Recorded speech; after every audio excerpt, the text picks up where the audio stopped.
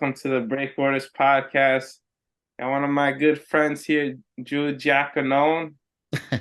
How you doing, man? You I'm good? doing good, man. How's it going? Good, good. You want to tell everybody about yourself? Absolutely. My name is Drew. I work with George over at the Mets. I do the in-game entertainment, work with that department, and I also do a lot of stuff with the production departments. We do like the commercials and help them shoot that stuff and all Yeah, kinds of stuff. I'm all over the place over there. yeah. So yeah. If you see Drew, he's in one of the commercials. I saw him. I was like, I know that guy. One of the commercials. So yeah, really famous out there for We're sure. trying. We're trying, man. Yeah, yeah. All right. So you first started as a Hudson mascot. How's that? How's your I experience did. over there? I did that for a season a couple of years ago. That was crazy. That was you don't realize how hot it is in one of those suits until you jump in it and start running around and doing t-shirt tosses and stuff. So that was a lot of fun. Yeah, for sure. Yeah, I relate to when mascot too in my college. So had a great time. As well as like, was that like a stepping stone to like what you do now? No, so I did that after I started working with the Mets. So I started with the Mets in 2019 and I was Hudson what was that 2 years ago? So like that first or second year after the pandemic, really. Nice, nice. Yeah. All right. So you talked about the Mets, and then you also like worked for MSG, right? Yeah. Entertainment. How's that? Yeah, so that's kind of how I got into the whole sports thing. I went to school for acting, and after that, I kind of got into like behind the scenes work in TV. So I was working like as a production assistant on a bunch of TV shows, and I worked on a really tough show, and I'd been doing it for like a few years. And I was like, I need something new. I can't keep doing this. I was like waking up super early and just long days, and um, I was asking around if any, I wanted to do like maybe like sports TV. I was looking for like a job, maybe like SNY or MSG or something like that. So I was still on Facebook at the time, and I put something up on Facebook. I was like, hey, do I know anyone that works at like MSG or SNY or anything like that? And Dan Brown, Sounds who works at the Mets familiar. as well. Yeah, he's all over the place also, but he reached out to me and he was like, hey, I don't work for the MSG network, but I work at MSG, and you should come. We have this audition for, the basically like the hype team kind of thing. You should come out and be, you'd be great. And I was like, I don't know, it seems kind of like out of my wheelhouse, but like Dan, I went to college with Dan, so I was like, oh, I'll come and try it out and see what it is. And I got hired for the Knicks and the Rangers. Did that for a year. And then after that, Dan also works for the Mets, and he knows I'm a diehard Met fan. So he was like, "You want to come work for the Mets?" And I was like, "Of course I want to come work for the Mets, absolutely." And then after that, I just started doing more stuff for them, and the rest is history, I guess. Nice. That's awesome.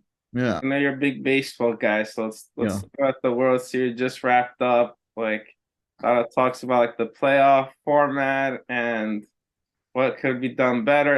Diamondbacks are 84 win team, made it to the World Series. Like anything, like if you were the commissioner, what would you do? I kind of like the format that it's at now. I like having the extra wild card teams. I do miss the one and done wild card format though, because that just added so much pressure. Like in 2016 when the Mets were in that game, I was at that game, and you just like the entire game, you're just like this, just freaking out. And I feel like a little bit of that's gone.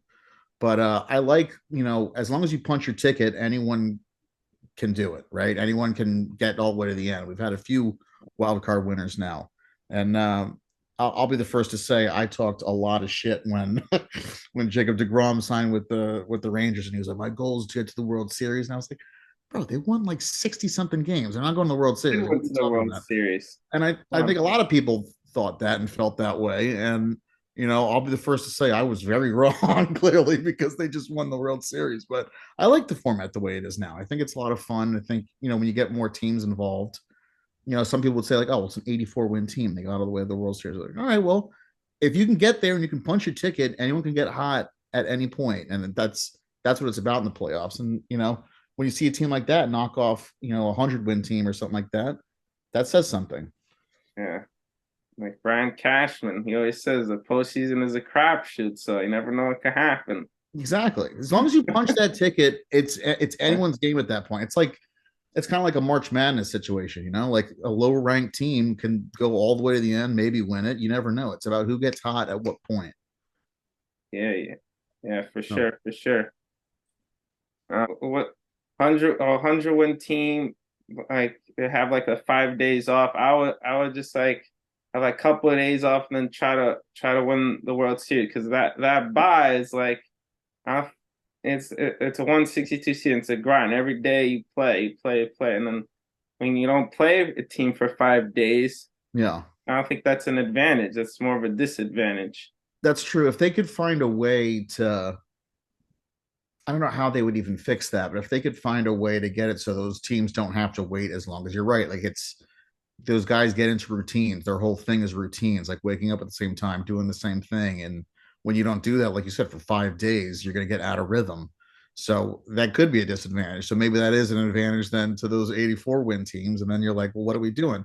You want to help those teams that worked so hard to get the 100 wins, you know? So I don't, I mean, well, now you're talking me out of it, George. I don't know if I like the system now. Yeah. All right. So what do you think of like the former Mets over there? Scherzer, Verlander winning it. It's, Well, I don't know if you saw that meme. It's like the where it says like the project where people get to do the least amount of work in the project to take all the credit. yeah. Yeah. Well, I mean, I'm happy for Jake that he got a ring. I mean, I know he didn't get to play, but at least he got a ring. Maybe he'll get back, in there at some point. But Scherzer already had one, whatever. Yeah, but I'm glad we got, some of their prospects for him, or really bought their prospects, which is nice. But Travis Jankowski, man, I love that dude when he played for us. He was always hustling, always he's a scrappy dude. So I'm glad that he got his ring too. So I'm happy for all those former Mets, but it's just tough to see Jake anywhere else, even though he didn't get to play. But it still hurts to see him wear that Texas jersey. All right. We're gonna do the quick fire round. Are you ready? We're gonna do some quick fire questions and Nice. you ready? Let's do it. Let's go. All right. Favorite TV show? Ooh, like ever? Yeah. You Breaking Bad. you give me yeah, usually we do like current if you want to give me current and all time too. So Uh, I'd I'd say Breaking Bad for all time. Current. Um, what am I even watching right now? My girlfriend got me into the Housewives, so I'll say Real Housewives of New Jersey. it's favorite movie. Favorite movie? That's really hard because there's just so many for so many reasons. But the one I'll give you today is Good Will Hunting. Nice, nice. The Yeah. popular one on the podcast for sure. Is it? Yeah. Yeah. Love it. Love All Robin right. Williams was like my hero as a kid. So when I told you I went to school for acting, and I always thought that I could just be like the funny dude. And one of my teachers was like, "Yo, you need to do like some work that's not funny." And so I was like, okay, well, if Robin Williams could do like serious stuff, like maybe I can do serious stuff too. So he was like one of my inspirations as a kid. Nice, nice. Yeah, Favorite athlete of all time. all time, probably Ken Griffey Jr. He's the reason that I watch baseball and why Nice, I wear my hat backwards. nice. That's a good one. That's a good one. Yeah. All right. Favorite color.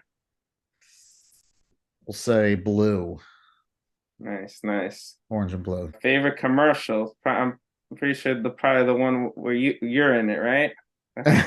Favorite. Let's see. Well, the favorite commercial that I've done, I would say I did that Indiana Jones one with Mr. Matt. That was a lot of fun because we got to just act Nice. stupid. So that was a blast. And I'm gonna wrap off with everyone's favorite question. Are you ready? I'm ready for it. Let's go. Who's your celebrity crush? Oh, celebrity crush. That's tough. Hmm. Well, you put me on the spot, George. We'll say uh I told you my girlfriend got me into the Housewives. I'm a big Dr. Nicole Martin fan. Don't tell her though. I gotta keep that on the down low. I hope she doesn't see this. That's funny. right, Drew, thanks again for coming on. Is there anything you want to wrap off the podcast with?